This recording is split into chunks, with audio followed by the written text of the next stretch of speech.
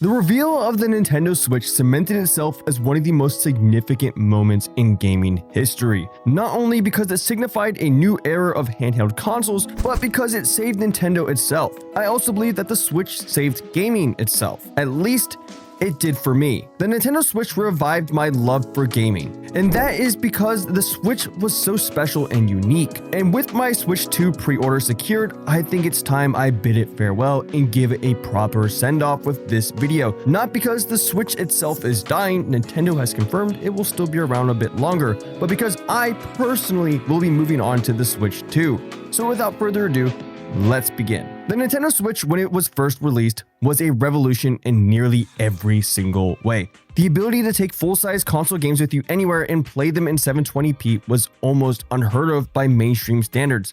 But not only that, you could then take the Switch back home, dock it, and play it on your TV at a higher resolution. It was actually mind-blowing. I still remember the first time I popped in my cartridge of Zelda Breath of the Wild and how I was amazed by its scope and scale. The massive, detailed, and beautiful open world in the palms of my hands.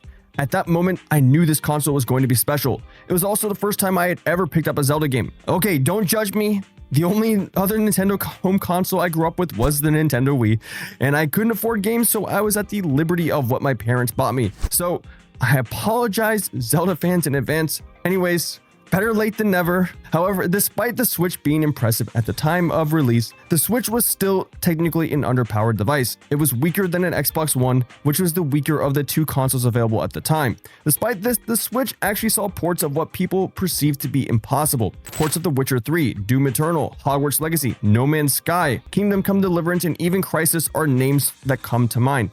But with Nintendo, let's be real, it's never about being the most powerful console. It's about what they do with that power that creates magic, which in the case of the Switch, it does exactly what its namesake says. The console switches from being a home console to a portable in one fluid motion, with detachable Joy-Cons that you can use while sitting back and have your arms at your sides, or turn them sideways to play with a friend. Ingenious design, truly.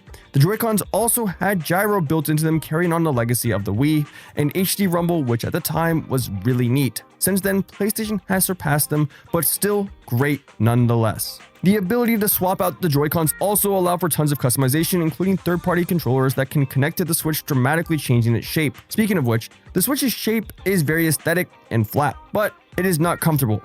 It's difficult to hold for long play sessions sometimes, especially with the joysticks being asymmetrical, but you can alleviate this issue with either getting a Switch grip or switching the Joy-Cons out for ones that feel a bit more natural from a third party. However, with the design of the Joy-Cons came some major flaws. Obviously, we have all heard of Joy-Con drift, where the joysticks would become essentially unusable and completely inaccurate. This was so bad Nintendo was sued for it. In response to this, they offered free repairs on all Joy-Cons with drift, so innovation came with a steep price. But overall, I appreciate what Nintendo had built with the Joy-Cons. The Joy-Con rail system, however, is how the launch Switch was hacked. The original launch Switch was hacked by inserting a paperclip into the rail on the side of the system. This was patched in later versions of the Switch, which is why the original launch models go for more on the used market now, despite having worse battery life. So the Nintendo Switch actually came in 4 different variants. The launch Switch, the Switch Refresh with better battery life, the Switch Lite, and Switch OLED. My personal favorite of these is the Switch OLED. However, a close second is the Switch Lite. The Switch Lite has an amazing form factor. It's small enough to carry around with you, light enough for long play sessions, and rounded around the corners for comfort. But its display is the smallest of all the Switch models, and you can't connect it to a TV, and it doesn't have an OLED display. The Switch OLED is my favorite Switch model because of more than just its sexy display. The Switch OLED is the most refined version of the Switch. It's slim, has the best kickstand, and has the largest display with the thinnest bezels of all the Switch models. While it wasn't the Switch Pro everyone was hoping it would be, it was a very nice upgrade in my opinion.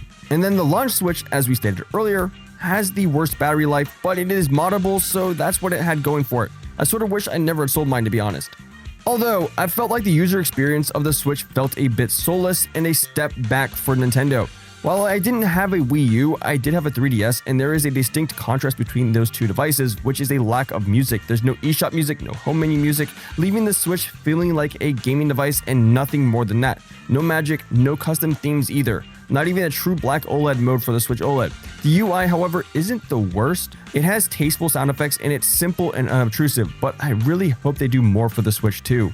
However, Nintendo took a step back when it came to the eShop as well. There's lots of shovelware now, but that isn't even the worst part. There's no virtual console. In its place is Nintendo Switch Online, which is a subscription service for Nintendo's NES, SNES, and other retro games. They released a more premium version of the service as well, which included N64 games and Sega games. There's also some DLC on this tier as well. So Nintendo's first attempt at an online gaming subscription service isn't the worst, but I find it ridiculous to have to pay to play online on any console. Nintendo Switch Online also didn't enable voice chat. For some reason, this was announced as a groundbreaking feature for the Switch 2. But yeah, Nintendo Switch Online, while a bit controversial, isn't actually the worst. I just wish I could buy some of the games on the service. However, I really hope they don't raise the price anytime soon, but of course, that seems inevitable. More interestingly though, let's discuss the library of games on the Wii U. I mean, the Nintendo Switch. Well, there were a lot of Wii U games ported to the Switch. Of these, however, Super Mario 3D World was probably the most worthy port because it came with Bowser's Fury, which almost could have been a standalone 3D Mario title.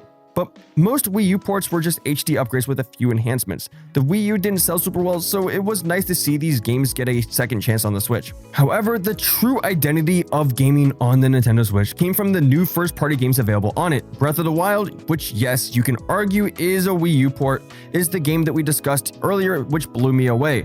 I can't praise it enough. Mario Odyssey reintroduced me to 3D Mario, and an underrated title being Kirby and the Forgotten Land, which is the first time Kirby became a 3D platformer. Smash Ultimate was also memorable as well. I'd argue one of the most exciting times to be a Switch owner was when people were trying to predict the roster for the game. And the Pokemon games, yeah, those Pokemon games that sold super freaking well and looked awful were not bad when it came to the gameplay at least. But hey, Legends Arceus was a big evolutionary step for the series at least. But one of the most significant things I believe the Switch did for a lot of people was offer some solace during the time of COVID lockdown in 2020. During lockdown, people turned to video games for comfort and social life. The Switch became a place for comfort and apparently exercise for some reason. Yeah, the game Ring Fit Adventure was flying off the shelves at the time because it was a way to exercise at home instead of the gym. Nintendo also released a free jump roping game that was developed at home by Nintendo's first-party developers. Well, I will admit though, the jump rope game was actually very charming, but more importantly, Animal Crossing released at the beginning of lockdown and was an instant success. The stars truly aligned for this release, and due to it, the Switch was selling out literally everywhere. The world made a statement. It needed the Nintendo Switch. So while the Switch may be on its way out, I can't help but feel that this device changed my life for the better. I don't think I would be here making videos on my YouTube channel if it weren't for the Nintendo Switch. It sparked my love for handheld gaming devices and most likely also sparked the revolution of handheld gaming PCs and possibly more handheld gaming consoles from Nintendo's rivals at Xbox and PlayStation. It has the best library of games of any Nintendo console to date, and it displayed Nintendo at its best. Iwata's legacy will live on forever with the Switch, and it is a testament to his ingenuity and spirit. This video is my love letter to Nintendo for the Switch. So thank you Nintendo for making me fall back in love with video games. Thank you Nintendo for inspiring me to create a career in content. Thank you Nintendo for helping me get through COVID, and thank you Nintendo for the memories I made on the Nintendo Switch. But that's gonna do it for today's video. I really wanted to try something different with this one, and I hope you all enjoyed it. I usually try to cover handhelds, doesn't matter if it's a PC handheld or console handheld. So if you are a fan of handheld gaming, consoles, or portable tech, leave a like and subscribe for more videos like this. This has been Killer Cam. Thanks for watching and see you in the next one. Peace.